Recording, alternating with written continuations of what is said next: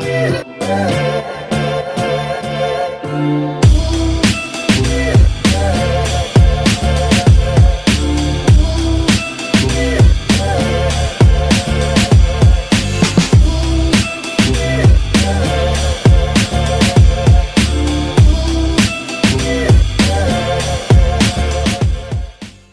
right, ladies and gentlemen of the 118 scale, 3.75 inch, 4-inch modern action figure community. I'm back again with another video. And in this video, we're going to be discussing Nemesis Enforcer, later known as Nemesis Immortal. Nemesis Enforcer was first introduced to us in the G.I. Joe movie that aired in 1987. Nemesis Enforcer was a member of Cobra La.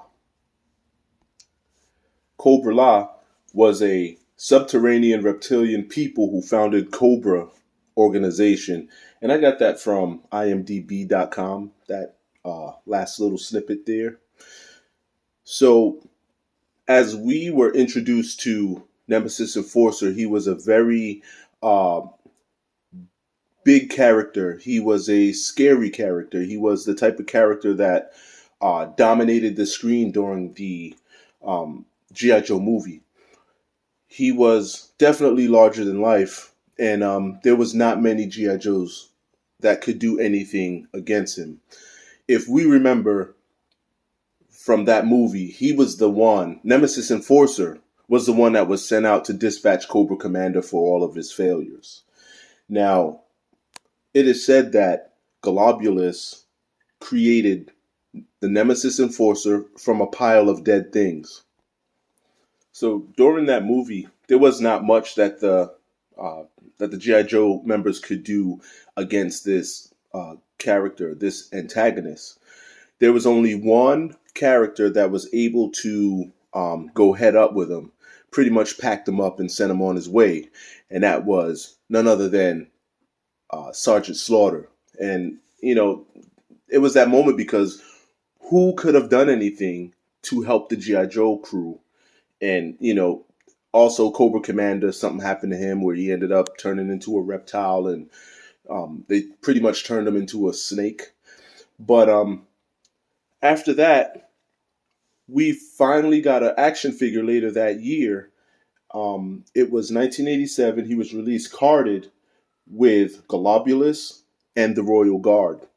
Now, it depends on who you talk to, how we as fans felt about the Cobra La faction of G.I. Joe. I found it cool. I thought it was a really cool take on what's going on in the G.I. Joe world. But a lot of people thought it was cheesy and out of place. But I thought it was really cool.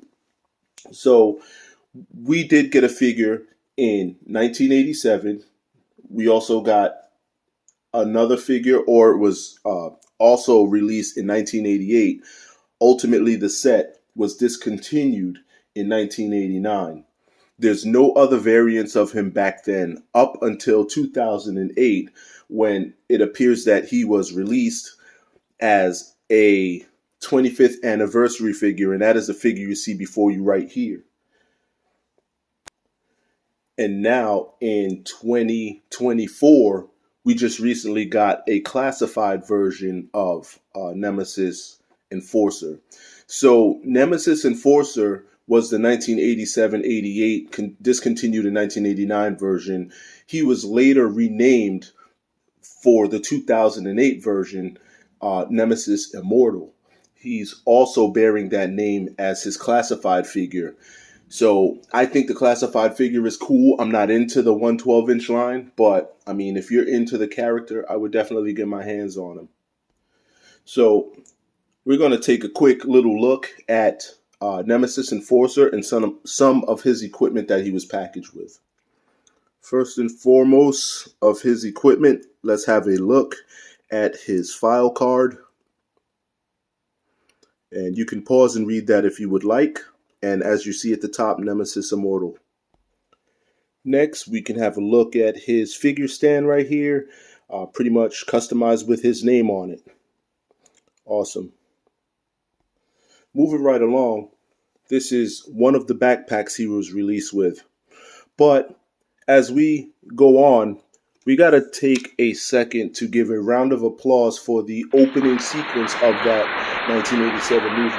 I honestly believe that that was the best opening sequence to a cartoon movie that I've ever seen. I don't think anything beats it.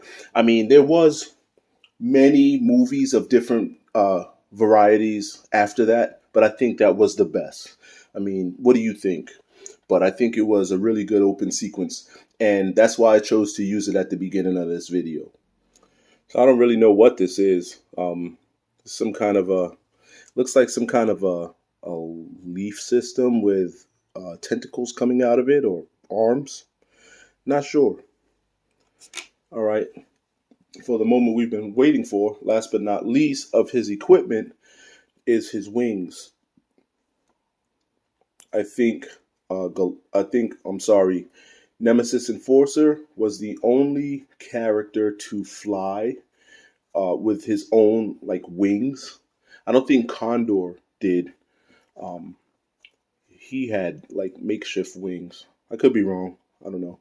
But anyway, they clip onto his back as a backpack, and let's get a look at that. And there you have it.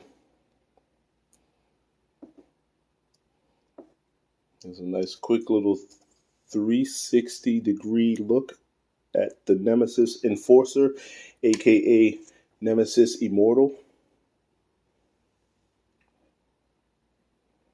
Awesome. I think he was done well from the character from back in the days. The 1987 version actually done way better than that figure was done. I don't know, this one's fairly loose for some reason. Let's get him to stand up there. Those wings are probably heavy on him. All right, there we go. And again, this is also a backpack that goes on his back. And if you remember in the movie, he threw these things in people's faces and it kind of like wrapped around their heads. Kind of a take on the Aliens face hugger. So moving right along, he wasn't released with any like weapons or anything. This is pretty much a weapon. This is, like I said, the thing he threw in people's faces and hugged their faces, knocked them out. Some kind of gases he had. Flew around. Pretty much, he beat his enemies up pretty much. So with that being said, I'm going to grade this guy. I think he is a B plus figure, and I gave him a little bit of a lesser grade because in the movie he was a giant character, but here he is. I think he's actually smaller than my custom Sergeant Slaughter figure. But remember how big he was. But also we take into account that it was a 25th anniversary, and 25th anniversary was more. They were more interested in recreating the figures other than actually like sizing them, and So I take that into consideration. But I think he is a cool character to have in your collection. If you're into the classified, I think he's available now that you can buy him now. He's really cool in the classified line. I really like it. So with that being said, I think I'm gonna end this video right here. I hope I didn't forget anything. Um, until the next one, if you have any questions, feel free, put them down below. I'll get to them at my earliest convenience. All right. Thank you for watching. Peace.